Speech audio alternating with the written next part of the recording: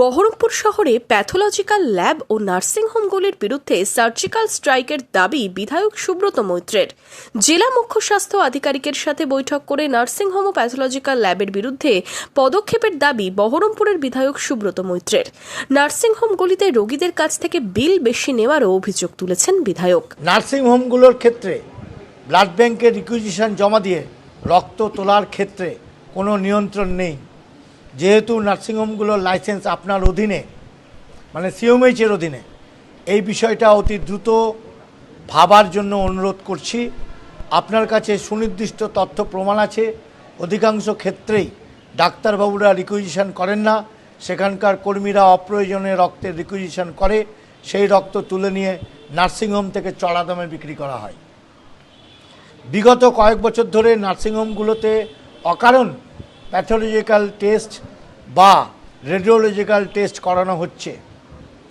ভর্তি পেশেন্টের বিল অস্বাভাবিকভাবে বৃদ্ধি পাচ্ছে। এই বিষয়টি নজরদারির মধ্যে আনার জন্য আপনার কাছে অনুরোধ রাখছি। গোটা মুর্শিদাবাদ জেলা জুড়ে ব্যাঙের ছাতার মতো বিভিন্ন প্যাথোলজিক্যাল ল্যাব তৈরি হয়েছে। শুধু কমিশনের ভিত্তিতে ডাক্তারবাবুরা অকারণ টেস্ট করাচ্ছেন এবং সেক্ষেত্রে অনেক জায়গাতেই সুনির্দিষ্ট কোনো প্যাথোলজিস্ট না থেকেও টেকনিশিয়ানরা রিপোর্ট করে দিচ্ছে। যত্রতত্র নার্সিংহোম এবং প্যাথোলজিক যে বহরমপুর শহরে গড়ে উঠেছে সেগুলো ঠিক আইনত কিনা তার জন্য ওনাকে আমি অনুরোধ করলাম যে এগুলো তদন্ত করে দেখুন এবং নার্সিংহোমে যত বেড থাকার দরকার ঠিক তত পরিমাণ বেড থাকে না, তার থেকে বেশি থাকে, এটা আপনি তদন্ত করে দেখুন।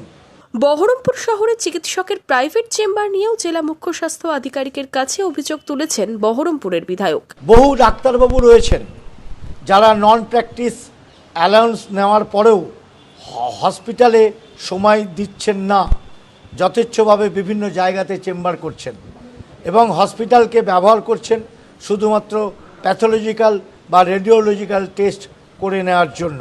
বিভিন্ন জায়গা থেকে যে ডাক্তারবাবুরা আইন মোতাবেক প্র্যাকটিস করেন, সিএমএইচ সাহেবকে আমি বলে গেলাম যে মানুষ যখন তাদের কাছে রুগী দেখাতে যান, সকাল থেকে নাম লেখানো থেকে শুরু করে দুপুরবেলায় তার প্রমাণপত্র হাজির করা থেকে শুরু করে সন্ধ্যাবেলায় রুগীদের দেখা হয়। এই যে ভোগান্তি সাধারণ মানুষের, এটা বন্ধ করা হোক।